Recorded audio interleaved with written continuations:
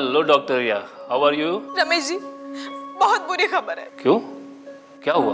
मेरा भाई शैलेंद्र। हाँ, क्या हुआ शैलेंद्र बेटे को? शैलेंद्र का सिंगापुर में एक्सीडेंट हो गया है। हे भगवान, वो ठीक तो है ना? कुछ भी ठीक नहीं है, शैलेंद्र बहुत सीरियस है।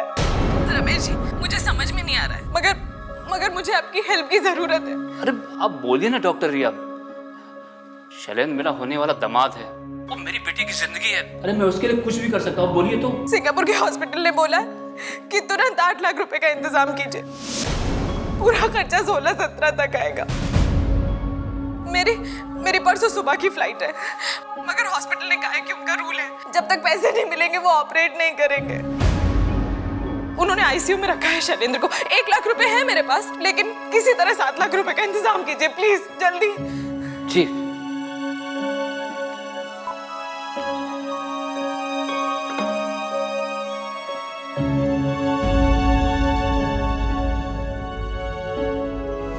ओहो, देखिए क्या आप भी, ये चाय फिर से ठंडी हो गई। अब मैं ऐसे नहीं गर्म करने वाली, कोल्ड ड्रिंक समझ के पी लीजिए। क्या हुआ, देखिए तो। हाय माँ, हाय पापा। पापा को क्या हुआ है? ऐसे क्यों बिहेव कर रहे जैसे कोई अर्थक्वेक आ गया हो?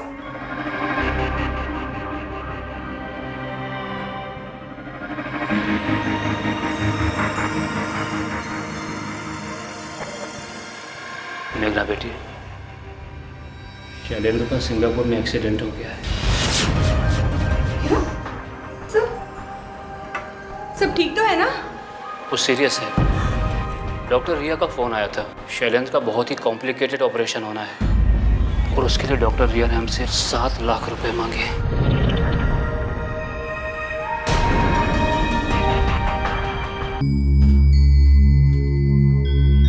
मेघना बेटी, तुम टेंशन मत लो, सब ठीक हो जाएगा। कैसे ठीक होगा पापा? 7 लाख कहाँ से आएंगे?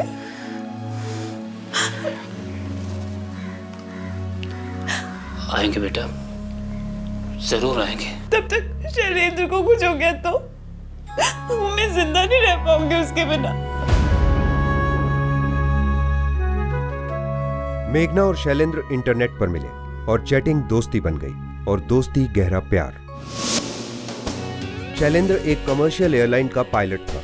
उसने एक मैट्रिमोनियल वेबसाइट पर एडवर्टाइज किया था। उसी वेबसाइट की मेघना भी सदस्य थी।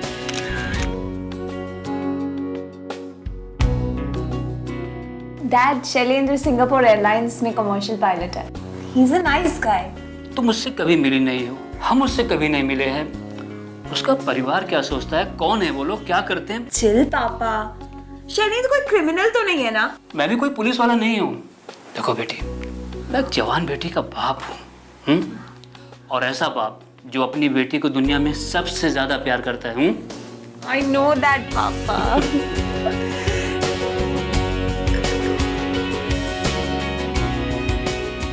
सर, मेरे भाई ने डकोटा यूएसए से अपनी कमर्शियल फ्लाइंग की ट्रेनिंग की है और 2 साल से सिंगापुर एयरलाइंस में पायलट हैं।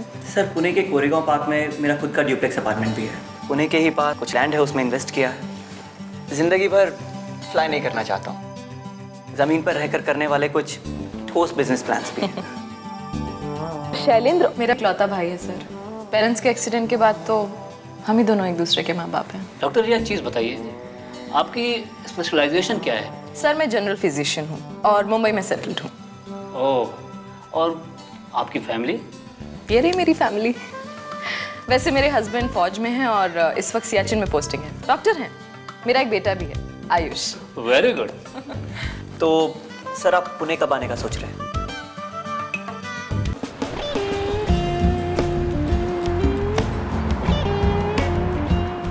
मेघना और उसके माता पिता पुणे पहुंचे।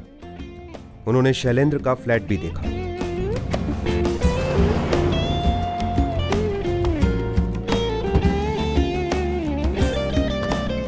शैलेंद्र ने उन्हें अपनी जमीन भी दिखाई।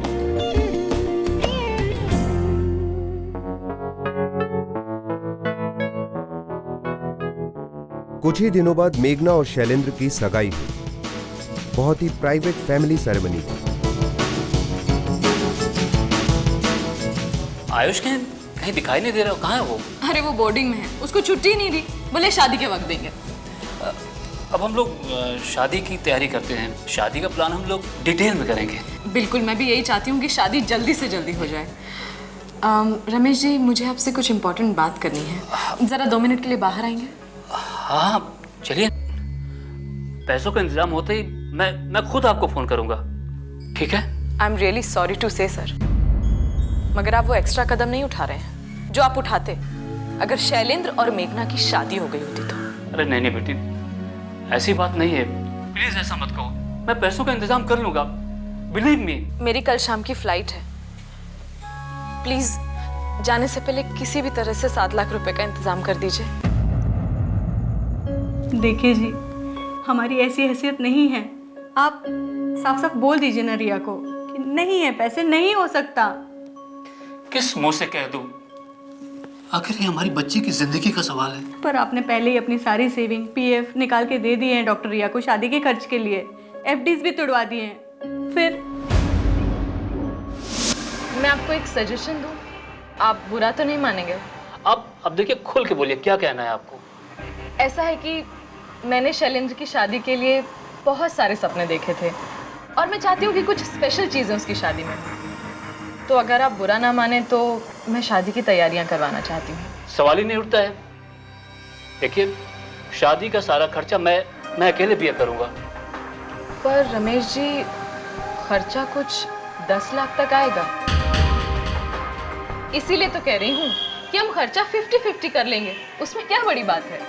और वैसे भी मुंबई इतनी महंगी जगह है, सारी चीज़ें महंगी हैं। अगर अभी से हम एडवांस बुकिंग करेंगे तो थोड़ा सस्ता पड़ेगा। 3.5 लाख आप पहले ही कैश दे चुके हैं डॉक्टर रिया को, और अब ये 7 लाख की और मांग कैसे करेंगे जी?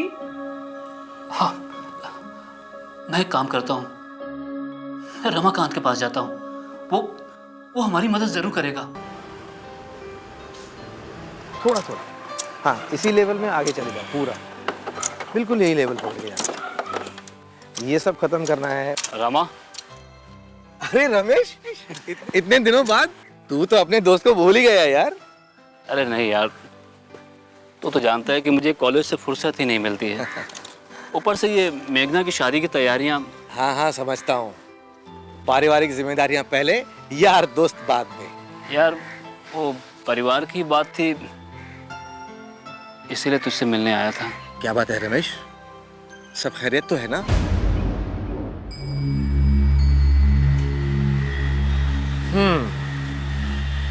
6 लाख रुपए, 6 लाख रुपए काफी होते हैं यार रमा, मुझे 7 लाख रुपए कल तक भेजने हैं, 8 लाख रुपए और देने पड़ सकते हैं। यार मैं तो मर गया यार। रमेश। जब तूने अपनी बेटी मेघना की एंगेजमेंट ऐसे फटाफट करवाई ना, तो फ्रैंकली मुझे बहुत बुरा लगा। न तूने मुझे बताया, न बुलाया। रमा देख, मैं तो तुझे पहले ही बता चुका हूँ कि वो शैलेंद्र की बहन रिया थी ना, उसे एकदम प्राइवेट सेरेमनी चाहिए थी और उसे सगाई की बहुत जल्दी थी। यही जल्दी वाली बात तो मुझे खटक रही है रमेश। ये डॉक्टर रिया कुछ ज्यादा ही जल्दी में है।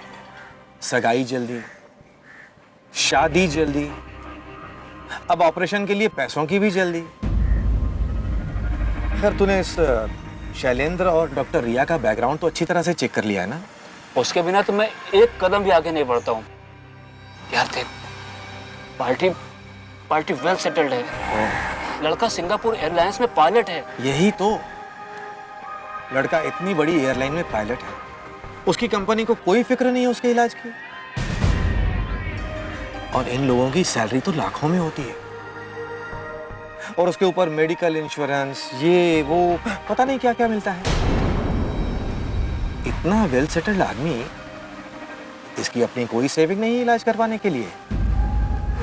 मुझे यकीन है कहीं ना कहीं कुछ ना कुछ गड़बड़ जरूर है। देख रामा, तू जो कह रहा है ना, वो भी अपनी जगह सही हो सकता है, लेकिन तूने लड़के को देखा नहीं है, ना ही उसकी बहन को। 6 लाख तो इस वक्त नहीं है मेरे पास, 4 लाख दूंगा। रामा, मैं जानता था मैं जानता था कि तू मुझे कभी निराश नहीं करेगा। लेकिन मेरी एक शर्त है। शर्त? कैसी शर्त है? ये 4 लाख रुपए मैं खुद अपने हाथों से डॉक्टर रिया को दूंगा। लेकिन क्यों? अरे भाई, तू ठहरा कॉलेज का प्रोफेसर, तू ये बिजनेस की बातें कहाँ समझ पाएगा। मैं इस डॉक्टर रिया से एक बार मिलना चाहता हूँ। रमेश जी, अच्छा हुआ आपने पैसों का इंतजाम कर लिया, वरना मुझे लगता है कि आपको मेरे भाई की परवाह ही नहीं है। कैसी बात कर रही हो रिया बेटी? अरे शैलेंद्र अब सिर्फ आपका भाई नहीं, मेरा बेटा भी तो है। अच्छा रमेश जी, मैं मुंबई में मड के किसी रिजॉर्ट में रहूंगी, आप प्लीज सुबह पैसे लेके पहुंच जाएंगे ना? जी जी बिल्कुल पहुंच जाऊंगा। आप मुझे होटल का नाम, रूम नंबर और एड्रेस SMS कर देना। जी वो मैं अभी किए देती हूँ। रमाकांत अंकल इसे सोच भी कैसे सकते? पापा, रिया दीदी और शैलेंद्र ऐसे लोगों में से नहीं है जो पैसे के लालची हो। मुझे भी कोई शक नहीं है, लेकिन रमाकांत हमारा बहुत पुराना दोस्त है। अगर वो साथ में चलता है तो कोई हर्ज नहीं है।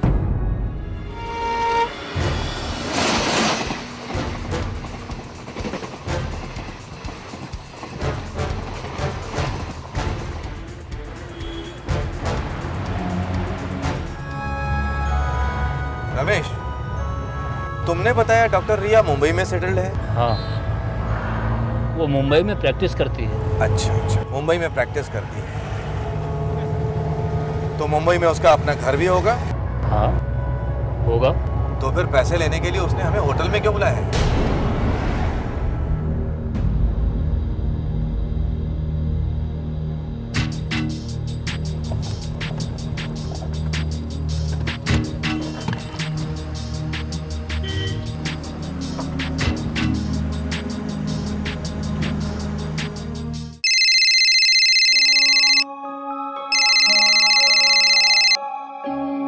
हेलो, हाँ रमेश जी, आप पहुंच गए क्या? हाँ रिया बेटी, मैं होटल के नीचे खड़ा हूँ। I am sorry Ramesh ji, वो मैं मड वाले रिजॉर्ट में नहीं हूँ। एक्चुअली सुबह एक बहुत इंपॉर्टेंट इमरजेंसी आ गई, मैं आपको फ़ोन करना भूल गई। सब ठीक तो है ना? हाँ, वैसे सब ठीक है, कोई चिंता की बात नहीं है। लेकिन इस वक्त मैं रॉयल गार्डन में हूँ, तो अगर हो सके तो आप यहाँ आ जाइए, रूम नंबर 210। अच्छा सुनिए, लेकिन पैसे लेके थोड़ा जल्दी आ जाइए। मैं ऑलरेडी बहुत लेट हो गई हूँ, फ्लाइट मिस हो जाएगी। सुबह इमरजेंसी केस की वजह से मैं भूल गई आपको फ़ोन करना। ठीक है। वो होटल रॉयल गार्डन में है, उसे एक अर्जेंट काम से वहाँ जाना पड़ा। ओह, तो अब लुका छुपी का खेल खेला जा रहा है या चोर पुलिस का खेल? रामा, अब तो फिर से मत शुरू हो जाना प्लीज़। अब तो शुरू होना ही पड़ेगा। चोर को पकड़ने पुलिस को साथ लेकर जाना ही पड़ेगा। क्या बकवास कर रहा है तू रहने दे, मैं अकेले चला जाता हूँ। अगर हम ऐसे ही बहस करते रहे ना तो उसकी फ्लाइट छूट जाएगी। अरे बुद्धू, अगर तूने उसे पैसे दे दिए ना तो वो ऐसी फ्लाइट पकड़कर निकल जाएगी जो जिंदगी में कभी लैंड ही नहीं होगी। मैं तो कहता हूँ हमें सीधे पुलिस के पास जाना चाहिए। वो औरत तुम्हें ठगती जा रही है और तुम बेवकूफ़ों की तरह ठगते चले जा रहे हो। मुझे भी लगता है कि कुछ तो गड़बड़ है।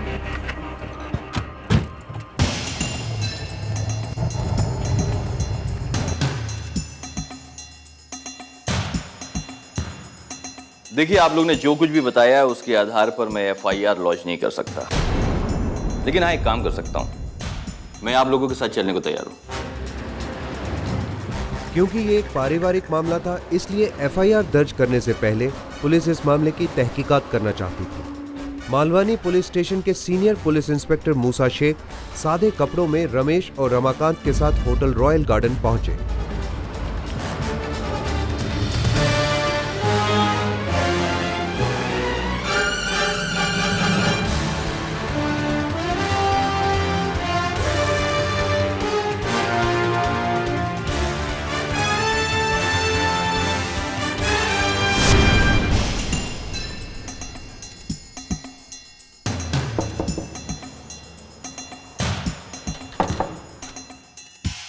नमस्ते। नमस्ते। आइए, अंदर आइए। जी। पैसे तो लाए हैं ना? जी हाँ।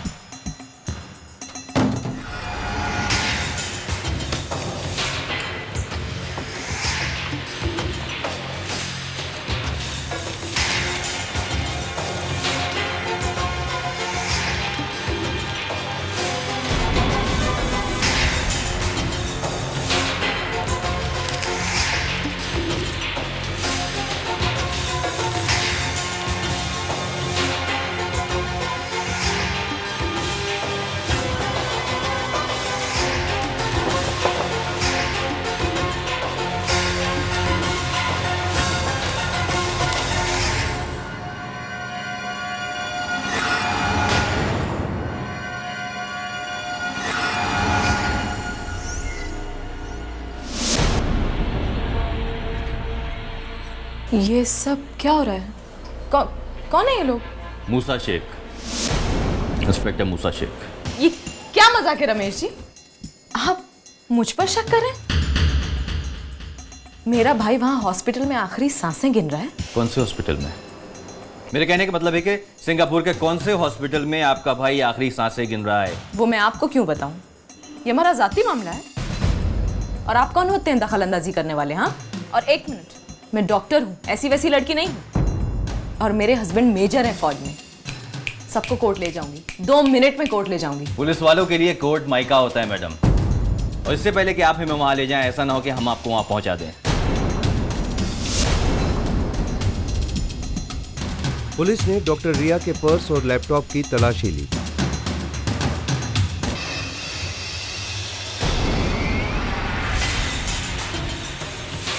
डॉक्टर रिया के लैपटॉप से पुलिस को कई सगाइयों की तस्वीरें मिली।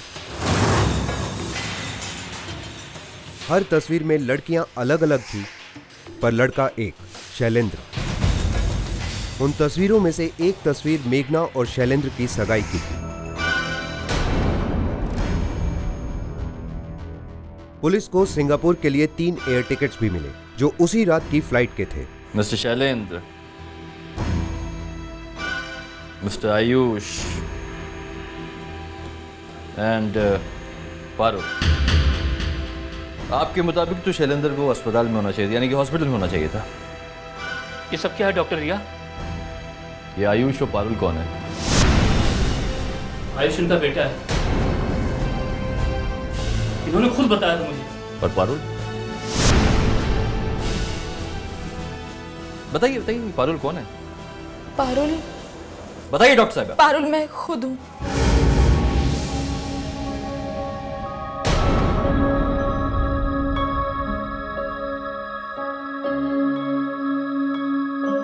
तो डॉक्टर रिया उर्फ पारुल उर्फ क्या क्या मुझे खुद नहीं मालूम। अब एक काम करिए, अपने भाई शैलेंद्र को फोन लगाइए और उससे यहाँ आने के लिए कहिए। कुछ और ज्यादा कहने की जरूरत नहीं है उसे।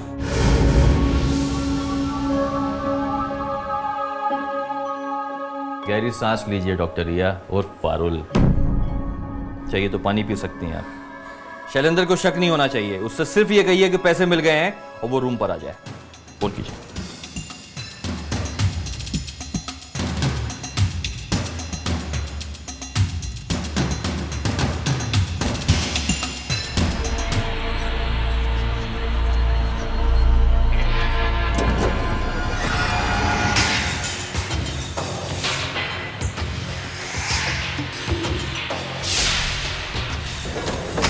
कितना हुआ?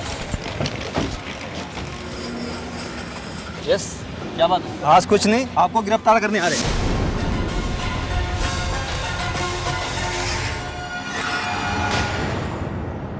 तो डॉक्टर रिया उर्फ पारुल उर्फ जाने क्या क्या, आप एक जहमत करेंगी?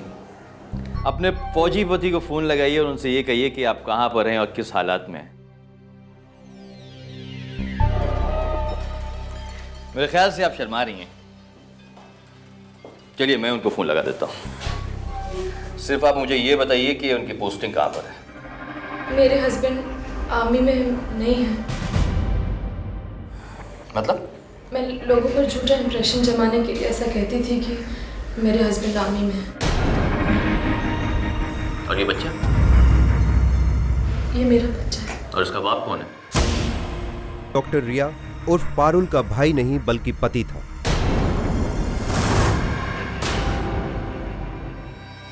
खैर, और ये डॉक्टर की कहानी क्या है? वो भी एक झूठ है सर। मैं कोई डॉक्टर वॉक्टर नहीं हूँ। सच क्या है? आप हैं कौन? वैसे हम आपके ये जो पति हैं कम ब्रदर, इनको अपने साथ हवालात ले जाएंगे, अपने हिसाब से पूछताछ करेंगे और फिर इस बार वाकई ये हॉस्पिटल में होंगे। मेरा नाम वाकई शैलेंद्र है। ये मेरी वाइफ पारुल और सर ये मेरा बेटा है, आयुष। मैं ज़रूर पायलट बनते बनते रह गया। साउथ अफ्रीका में कमर्शियल फ्लाइंग लाइसेंस की ट्रेनिंग के लिए गया था। ट्रेनिंग पूरी करके सर लाइसेंस लेने के लिए 4 लाख रुपयों की ज़रूरत थी। और सर ये फ्रॉड का आइडिया मेरा था सर। मैंने ही अपने हस्बैंड को अपना भाई बनाकर बाकी अलग अलग फैमिलीज में इंट्रोड्यूस किया था। आप दोनों ने मिलकर कितनी फैमिलीज को चूना लगाया? 3 सर। मेघना और इनकी फैमिली चौथे थे सर। पूना का फ्लैट मेरे दोस्त का है। ज़मीन पता नहीं सर किसकी है। वो हम लोग सबको अलग अलग ज़मीन दिखाया करते थे।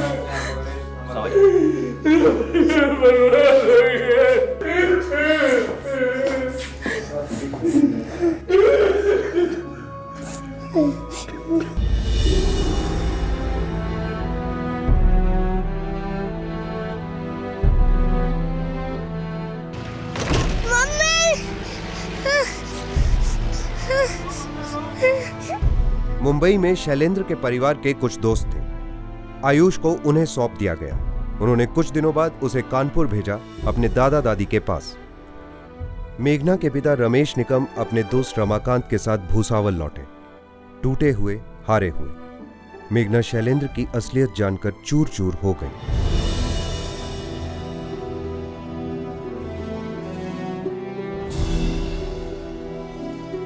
मेघना को लगा कि उसकी जिंदगी खत्म हो चुकी है, पर धीरे धीरे उसने असलियत से समझौता कर लिया, समझदारी का रास्ता अपनाया। मेघना अब शैलेंद्र वाले किस्से को एक बुरा सपना समझकर भुला चुकी है। वो अब मन लगाकर अपनी MBA की पढ़ाई कर रही है। Rama, I am really thankful to you. मुझे समझ में नहीं आता कि मैं तेरा शुक्रिया कैसे अदा करूं। एक तरीका है, अगली बार जब तू मेघना के लिए लड़का देखने जाएगा ना, तो मुझे एक फोन कर देना बस। पक्का यार? हम दोनों मिलकर उस लड़के का पूरा बैकग्राउंड चेक करेंगे। अरे भाई, मेघना जैसे तेरी बेटी है वैसे मेरी भी बेटी है ना? हाँ।